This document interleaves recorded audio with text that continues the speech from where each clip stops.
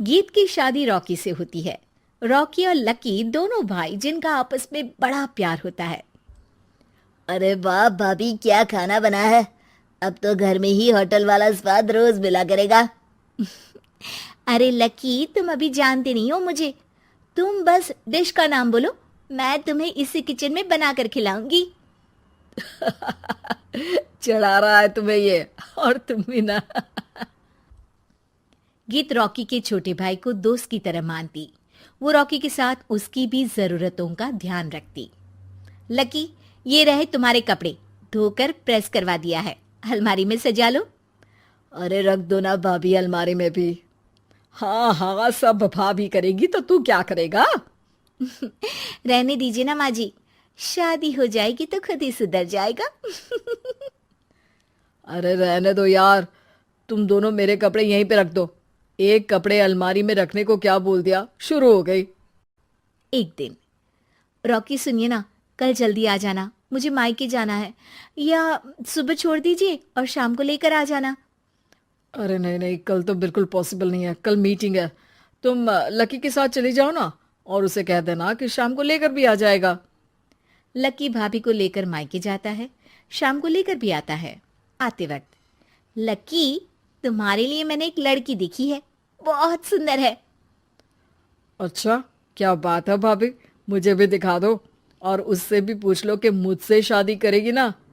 इतनी सुंदर होगी तो मुझसे क्यों शादी करेगी भाभी। अरे वाह, क्या बुराई है तुम में, इतने अच्छे हो दिखने में। हाँ, बस अपनी भैया से थोड़ा कम हो। हाँ भाभी, आपको तो भैया से अच्छा कोई लगता ही नहीं है। लकी, तुम्हारे भैया हैं ही लाखों में एक। रात में दोनों घर आते हैं, लेकिन थोड़ी ही देर में उनके घर रॉकी की मौत की खबर आती है। हे भगवान, ये क्या हो गया। मेरा बेटा मुझे वापस कर दो। सब मिलकर माँ और गीत को संभालते हैं। एक दिन, गीत बेटा, अब तो रॉकी रहा नहीं। तू देख ले, अगर मायके जाना हो तो। गीत कुछ नहीं बोलती और कमरे में चली जाती है। एक दिन बुआ सास उन लोगों के घर आती है। अरे भाभी, किसकी नजर लग गई आप लोगों के घर में। मुझे तो लगता है कि इस लड़की के ही पैर ठीक नहीं है, तभी तो आते ही हमारे घर का चिराग खा गई। बुआ सास की बात सुनकर गीत को रोना आ जाता है। वो अपने कमरे में जाकर जोर जोर से रोने लगती है।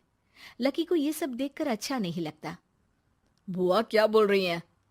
किसी का जीना मरना ऊपर वाले के हाथ होता है, ना कि किसी के पैर पर। अरे देख लो भाभी, छोटा भी हाथ से निकल रहा है। ऐसा ना हो कि ये लड़की सबको आपके खिलाफ कर दे। तभी वहां गीत चाय लेकर आती है। लीजिए बुआ जी, चाय पी लीजिए।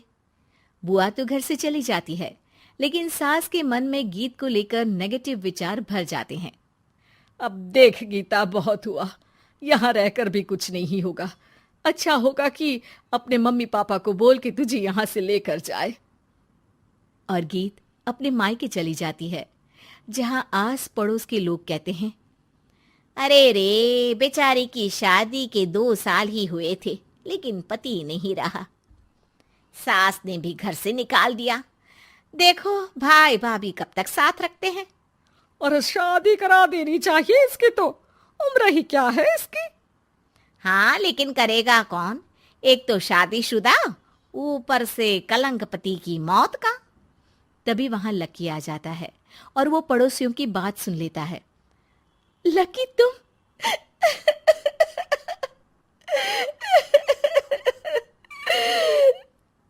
भाभी, ये जमाना आपको जीने नहीं देगा।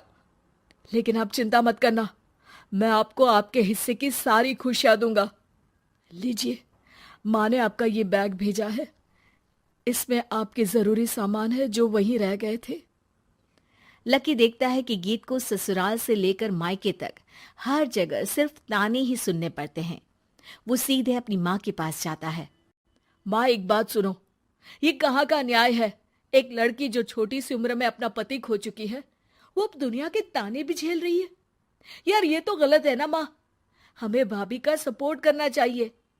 क्या भैया होते तो भाभी को ऐसा देखकर दुखी नहीं होते? अरे देख लकी, ये समाज ऐसा ही है। और भैया होते तो गीत की ये हालत होती ही नहीं। बिना पति के औरत को तो ये सब झेलना ही पड़ता है। लेकिन कोई तो जरिया होगा ना माँ। भाभी भी हमारे परिवार का हिस्सा है, हम कुछ तो कर सकते हैं ना उनके लिए। हिस्सा है नहीं, हिस्सा थी। और अब तू ज्यादा ना भाभी भाभी करना बंद कर दे, समझा? कुछ दिन ऐसे ही बीतते हैं और एक दिन लकी देखता है कि गीत उसके ही कॉलेज में पढ़ने आई है।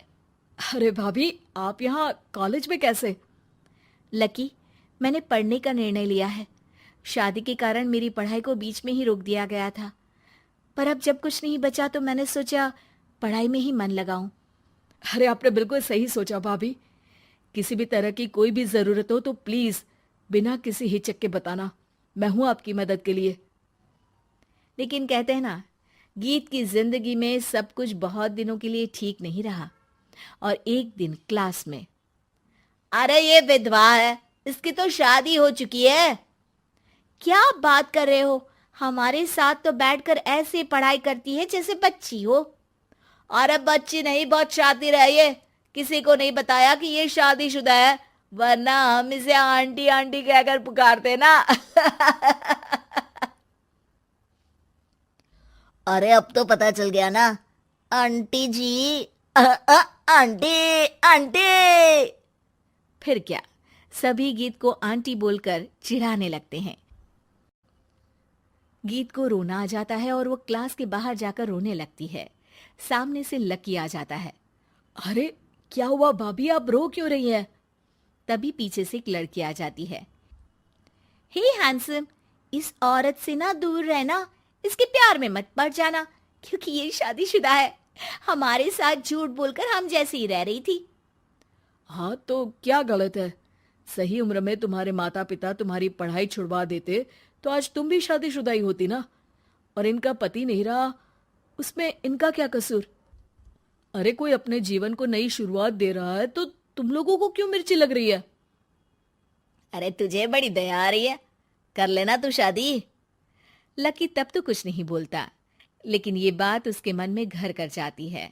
और फिर एक दिन, माँ, मैं गीत से शादी करना चाहता हूँ। अरे क्या बक रहा है बेटा, तेरा भाई तो खा गई वो, अब मैं अपना दूसरा लड़का नहीं खो सकती। नहीं माँ, मैं गीत को यूं परेशान नहीं देख सकता। उसका कॉलेज में भी लोगों ने जीना मुहाल कर रखा है। मैं उनसे शादी कर उन्हें फिर से इस घर की बहू बनाऊंगा। तुम मानती हो तो ठीक है, नहीं तो मैं घर छोड़कर चला जाऊंगा। अरे मुझे मंजूर है बेटा। लकी माँ के साथ गीत के घर जाता है और उसका हाथ मांगता है। घर वाले मान जाते हैं। थोड़े से इनकार के बाद गीत भी लकी से शादी करने को मान जाती है।